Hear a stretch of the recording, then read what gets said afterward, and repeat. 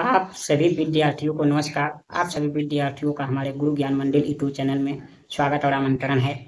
आज मैं आप लोगों के लिए अपने गुरु ज्ञान मंदिर यूट्यूब चैनल पर एक संस्कृत का बहुत महत्वपूर्ण क्लास लेकर आया हूँ। आज हम देखेंगे संस्कृत में हिंदी से संस्कृत में अनुवाद।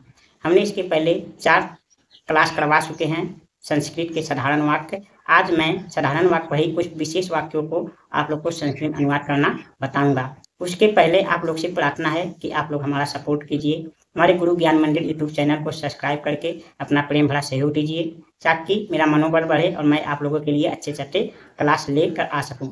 आज का क्लास है एक हिंदी से संस्कृत में अनुवाद, जो कक्षा 6 से लेकर 12वीं तक विद्यार्थी को एक लाभदायक हो सकता है। और शायद अगर छोटे बच्चे यानी 5, 4 तीसरे के बच्चे भी देखेंगे, उनके भी लिए भी एक लाभ सहयोग यानी हेल्पफुल होगा। कृपया करके यदि आप लोग हिंदी से संस्कृत में अनुवाद करना सीखना चाहते हैं तो इस क्लास से जुड़िए और देखिए। मैंने बहुत सहजता से बताया है, आप लोग बहुत आसानी से बताया है और आप लोग को देखेंगे तो अवश्य समझ में आएगा। तो चलिए आज की क्लास को मैं देखता हूँ। उसके पहले आपसे फिर से निवेदन कि आप लोग हमारे क्लास को अधिक से अधिक संख्या में देखिए, हमारे वीडियो को लाइक करिए, शेयर करिए और कमेंट अवश्य करिए और हमारा सपोर्ट कीजिए। चलिए हम देखते हैं। हमारा लक्ष्य है कि ताकि हम भारतीयों के बच्चों को संस्कृत की जानकारी अवश्य हो और संस्कृत से जुड़ना भागे, क्योंकि हम देखते हैं आज के विद्यार्थी संस्कृत से दूर भागते हैं, संस्कृत पढ़ने लिखने दूर भागते हैं, वही इंग्लिश की तरफ अधिक जाते हैं। लेकिन नहीं, हमें हर भाषा सीखना चाहिए, लेकिन अपने भाषा को छोड़ना नहीं चाहिए। ये हमारी भारतीय भाषा है संस्कृत, इसलिए इसका ज्ञान होना कुछ ना कुछ हमें आवश्यक है। इस लक्ष्य से मैं आप लोग को महत्वपूर्ण बिंदु बताता हूँ, ताकि आप लोग आसानी से अपने सहयोग से आप संस्कृत पढ़ और लिख सकें। चलिए देखते हैं आज की क्लास को। देखिए आज का हमारा है हिंदी से संस्कृत अनुवाद, वर्तमान भूत भविष्य काल के कुछ विशेष वाक्य, यानी साधारण वाक्य है लेकिन कोई विशेष वाक्य हैं। देखिए देखते हैं। देखिए जैसे है पहला वाक्य है वो है घर मेरा है। देखिए जब किसी से कोई संबंध दिखाया जाए, और आप लोग याद रखिए कि हमें हिंदी से संस्कृत में अनुवाद करने के लिए हमें 3 बातों का ज्ञान होना चाहिए। पहला क्या? पहला हमें शब्द रूप आना चाहिए, शब्द रूप। दूसरा हमें धातु रूप आना चाहिए, धातु रूप का ज्ञात होना चाहिए। और तीसरा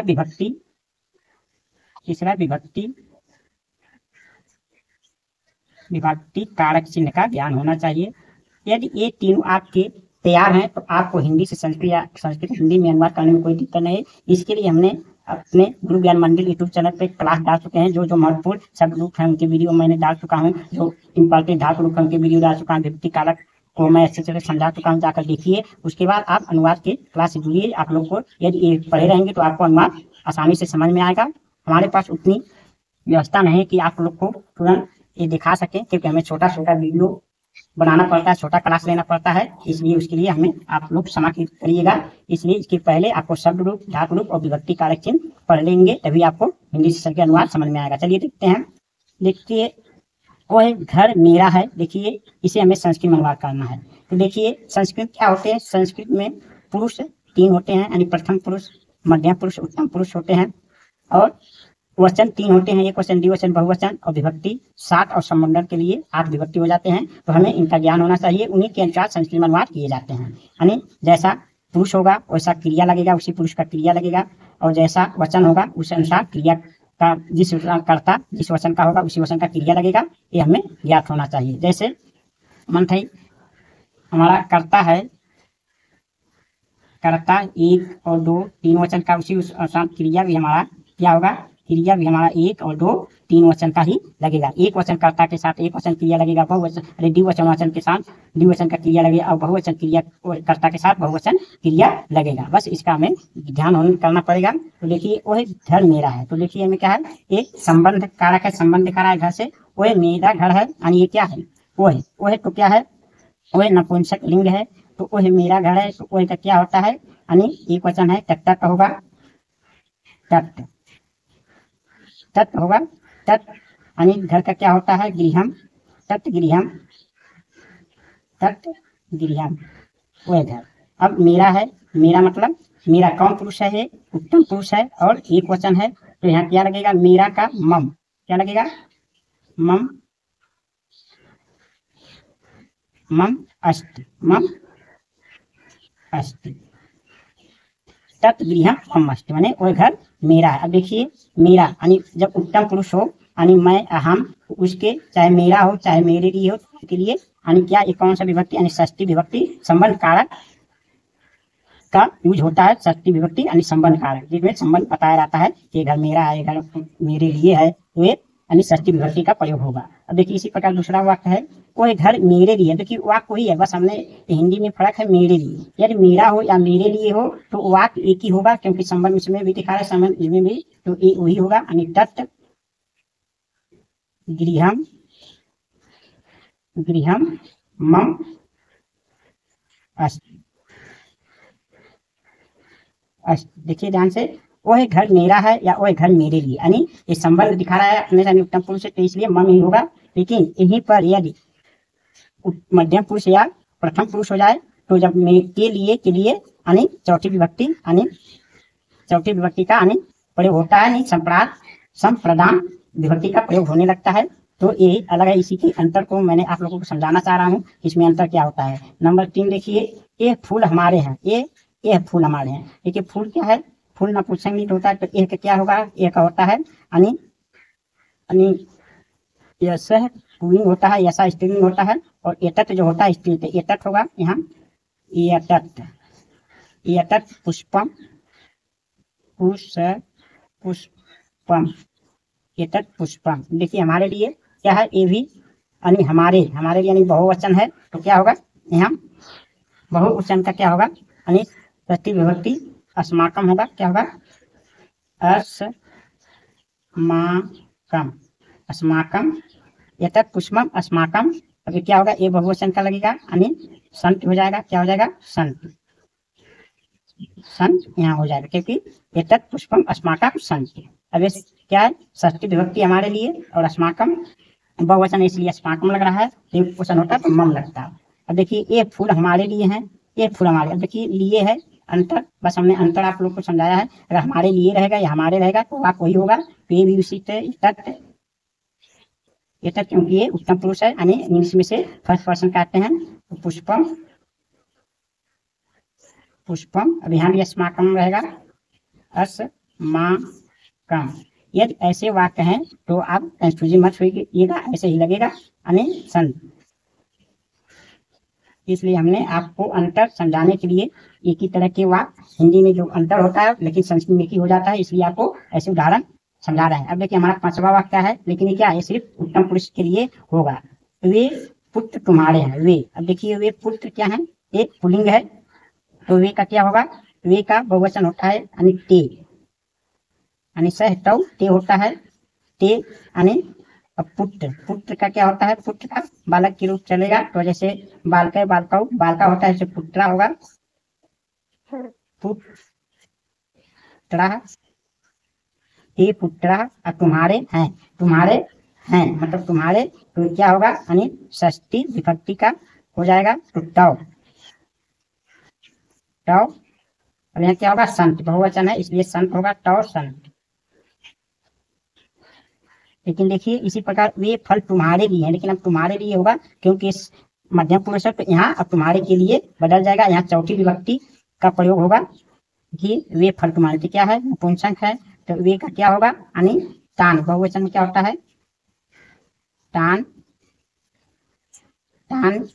फलम फलान, क्योंकि बहुवचन में फल का फलान होगा, फलान तान फलान। अब तुम्हारे लिए मतलब क्या होगा, चौथी विभक्ति यानी तुभ्यम होगा, तुभ्यम क्या हो जाएगा, तुभ्यम हो जाएगा, क्योंकि यहाँ चौथी विभक्ति लगेगा यानी तुभ्यम के, यानी वे फल तुम्हारे हैं, तुम्हारे यानी तुभ्यम, क्योंकि तुम्हारे एक वचन करता है, क्या है ये एक वचन करता है, इसलिए तुभ्यम लग रहा है। वे फल क्या है, वे फल बहुवचन में तान फलान लग रहा है, तुभ्यम। अब क्या है, फल है, बहुवचन को संत लगेगा, तुभ्यम संत, तुभ्यम संत। इस प्रकार वे फल तुम्हारे हैं, तुम्हारे लिए है, वे फल तुम्हारे लिए है, तो तान फलान तुभ्यम संत इस प्रकार लगेगा। यदि वे तुम्हारे फल है तो क्या है, यहाँ षष्ठी विभक्ति यानी ते पुत्रा तब संत, तो इसमें अंतर हो जाता है। लेकिन ये उत्तम पुरुष रहेगा, जब मैं और यहाँ रहेगा तो यहाँ वो यानी दोनों के लिए या मेरे लिए, दोनों के लिए क्या षष्ठी विभक्ति का ही प्रयोग हुआ, यानी संबंध कारक प्रयोग हुआ। अब देखिए हम अगले वाक्य को देखते हैं, देखिए ये घर मेरे होंगे, ये क्या है, भविष्य काल के वाक्य हैं, ये घर मेरे होंगे, तो क्या ये नपुंसक है, तो ए का क्या हो जाएगा, ए का यानी एता क्या होगा, ए एटे एटे हो जाएगा, एतान हो जाएगा, बहुवचन में है एतान, क्या हो जाएगा, एतान हो जाएगा, एतान भी यानी एतान भी गृहान गृहान एतान गृहान के जो घर बहुवचन में है, एतान गृहान मेरे लिए, तो मम होगा यहाँ, क्योंकि ये एक वचन है मम, और यहाँ क्या होगा मम, तो मेरे लिए यानी उत्तम पुरुष है, तो अस्मि अस्मि होगा, यहाँ उत्तम पुरुष है इसलिए अस्मि होगा, ये तान गिरान मम अस्मि, इस प्रकार होगा। एक कलम मेरे लिए होंगे, एक कलम मेरे लिए होंगे, तो एक का क्या होगा वही, ये तान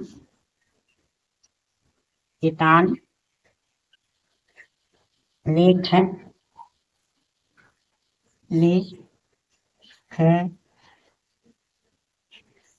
है, लेख नाल, तो अब यहाँ लेखनी लिख देंगे तब भी सही रहेगा, लेखनी, ये तान लेखनी, अब यहाँ मेरे लिए, क्योंकि देखिए मेरे लिए और मेरे यहाँ उत्तम पुरुष में वही मम ही लगेगा, मम, अब अस्मि तान, तो यहाँ क्या हो जाएगा, अस्म हो जाएगा, क्योंकि ये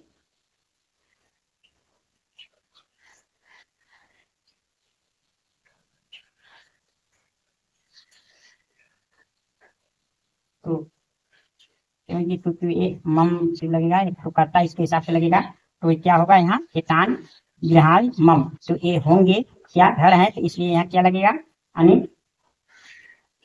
प्रथम पुरुष है, तो बहुवचन में क्या लगेगा, यानी भविष्य लगेगा, भविष्य, यहाँ क्षमा कीजिएगा, भविष्य क्यों लगेगा, क्योंकि हमें तो एक उत्तम पुरुष है, लेकिन ये क्या है, एक प्रथम पुरुष है, तो प्रथम पुरुष का बहुवचन भविष्यांत होता है, इसलिए यहाँ लगे, यहाँ भी भविष्यांत ही लगेगा, क्योंकि इसका बात करता ये है, इसके द्वारा भविष्यांत होगा, भविष्यांत,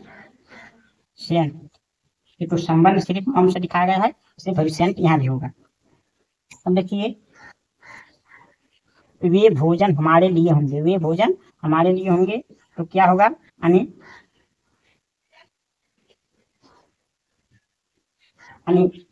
तान होगा, भोजन यानी पुल्लिंग है, तो तान, अरे क्या है नपुंसक का, तो तान होगा, तान भोज,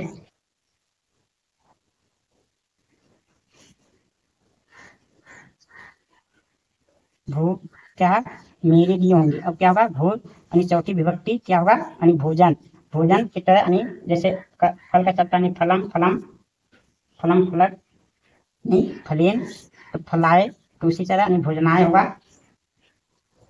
भोजनाय,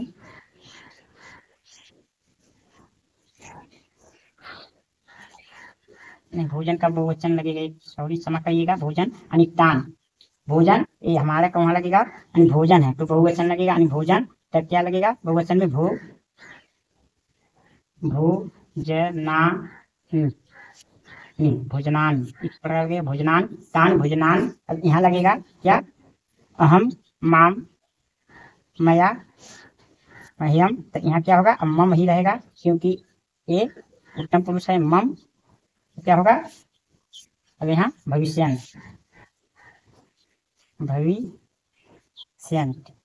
बहुवचन है, इसलिए भविष्यांत होगा, तान भोजान मम भविष्यांत। अब देखिए किताबें राम के लिए होंगी, किताबें, तो किताबें क्या होगा, किताबें बहुवचन में है, तो यानी पुस्तक, पुस्तकम पुस्तकम, पुस्तके और पुस्तकान, तो पुस्तकान पुस्तकान पुस्तकान पुस्तकान माने बहुवचन है, तो पुस्तकान, ये किताबें राम के लिए होंगे, राम, तो राम का क्या लगे, राम का चौथी विभक्ति, राम माय, यानी बालक, बालक है, बालकम बालकेन बालकाय, यानी रामाय होंगे यानी भविष्य, यानी किताबें, तब किताब बहुवचन है यानी भविष्य होंगे, भविष्य, भविष्य। पुस्तकानि रामाय भविष्यन्, एक पुत्र राम के होंगे, एक पुत्र राम के होंगे, तो एक पुत्र यानी ये क्या है, यानी पुल्लिंग लिंग है, तो एक क्या होगा, ए यानी यस बहुवचन है, यानी ए, ए, ए का ए ही होगा, ए यानी क्या होगा, ए यस क्या होता है ना, ए, एटे होगा, एटे, एटे पुत्र यानी बहुवचन में है, तो पुत्रा, पुत्रा, पुत्रा रामाय। अब ये क्या होगा, यानी षष्ठी विभक्ति लगेगा, तो क्या होगा, यानी बालकस्य, बालके, बालकस, बालके, तो बालकस होगा षष्ठी विभक्ति, तो रामस्य, रामस्य, और यहाँ भविष्यन, भविष्यन, क्योंकि पुत्र बहुवचन में है इसलिए भविष्यन। कोई खेत उनका होगा, तो कोई खेत यानी तट, तट क्षेत्र, क्षेत्रम, तत्र क्षेत्रम, तत्र क्षेत्रम। अब उनका क्या है, उनका, उनका यानी एक, उनका का षष्ठी विभक्ति होगा, यानी केवल तस्मात, तस्मात, तस्मात, तस्य क्या होगा, यहाँ तस्य होगा, तस्य भविष्यत्, भविष्यत्,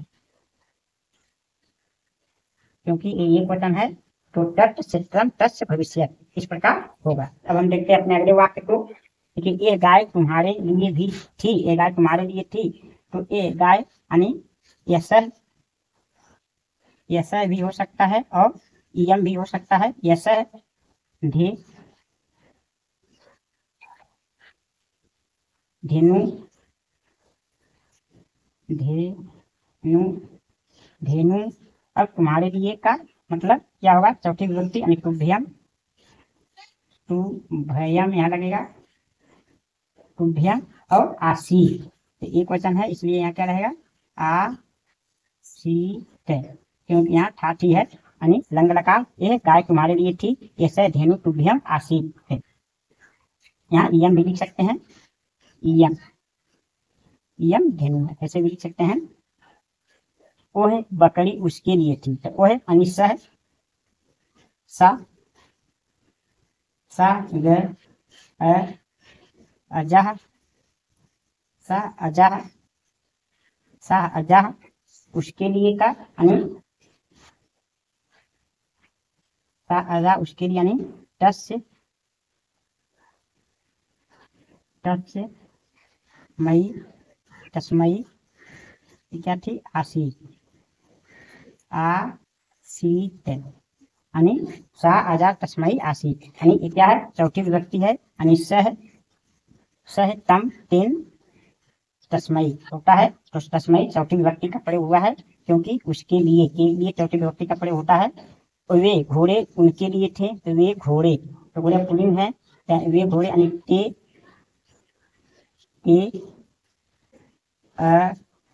वाह, ते सवाह उनके लिए, यानी अब क्या होगा, उनके लिए, तो यहाँ बहुवचन है उनके लिए, तो यहाँ ते, तान, दई, तिब्य क्या होगा, यहाँ तिब्य होगा, तिब्य, तिब्य, और यहाँ घोड़े का बहुवचन है, तो क्या होगा, यानी आसीत, आसन, आसन, यहाँ आसन होगा, आसन यानी ते, ते अश्वा तिभ्य आसन, इस प्रकार वे घोड़े उनके लिए होंगे।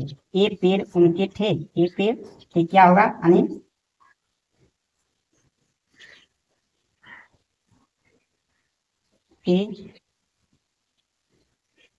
लिखते ए पेड़, तो एतान एतान एतान वृक्ष बहुवचन में है, तो क्या होगा, यानी इसे बालक बालकों से वृक्षा बहुवचन में है, वृक्षा उनके लिए, यानी टेभ्य, यहाँ भी टेभ्य लगेगा, और टेभ नहीं, यहाँ षष्ठी विभक्ति लगेगा, क्या लगेगा, यानी बहुवचन में, यानी षष्ठी विभक्ति, तो यानी तस्मात् तेषाम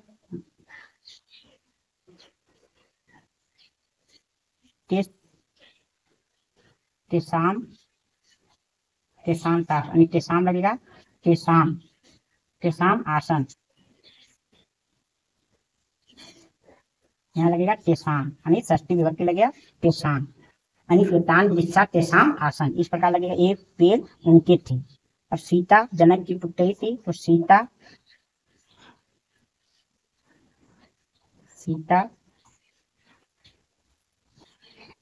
जन, जैसे बालक है तो यहाँ चौथी विभक्ति लगेगा, जैसे बालक है, बालकम, बालकेन, बालकाय, बालकाट, बालकस्त, जन, काय, तो यहाँ यानी षष्ठी विभक्ति लगेगा, तो यानी तो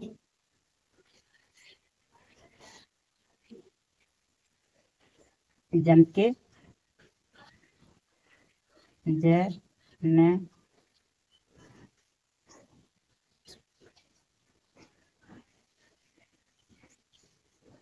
जन के पुत्री के, यानी पुत्री यानी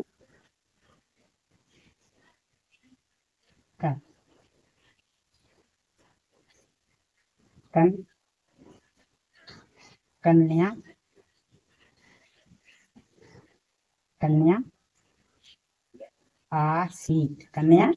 आसीत, इस प्रकार होगा, यानी सीता जन के पुत्री थी, तो सीता जन के कन्या आसीत, इस प्रकार होगा। वह फल उसके लिए है, तो यानी वह फल उसके लिए है, तो यानी तत् फलम